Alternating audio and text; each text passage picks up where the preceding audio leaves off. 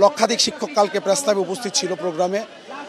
পরবর্তীতে আমরা শিক্ষা মন্ত্রণালয়ে যাই, সচিবালয়ে যাওয়ার পরে অর্থ সচিব মহোদয় ছিলেন না এবং অর্থ উপদেষ্টা ছিলেন না, ওনারা নিউ ইয়র্কে আছেন। যিনি ভারপ্রাপ্ত আছেন সচিবের দায়িত্বে, ওনার সাথে আমরা মিটিং করেছি। তো মিটিং করার পরে উনি আমাদেরকে আসলে কোনো রকমের কোনো তথ্য দিয়ে বা আমাদের কোনো আশ্বাস দিয়ে উনি আসলে আমাদেরকে সহযোগিতা করতে পারেননি। তিনি বলেছেন যে ওনারা নিউ ইয়র্ক থেকে আসলে 22 তারিখে আমি ওনাদের সাথে আপনাদের বিষয় নিয়ে কথা বলবো।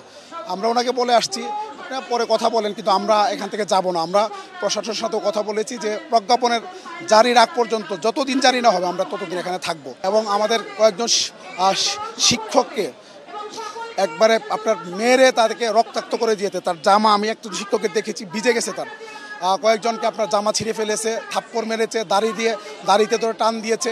এই কাজগুলো অনেক বাড়াবাড়ি ছিল তারা অতিরিক্ত বল প্রয়োগ ওখানে করেছে। আমরা এর তীব্র নিন্দা জানিয়েছি এবং প্রতিবাদ জানিয়েছি এবং তীব্র নিন্দা জানানোর কারণেই কিন্তু আমাদের যে কর্মবিরতির ঘোষণাটা ছিল, এটা ছিল মঙ্গলবার থেকে।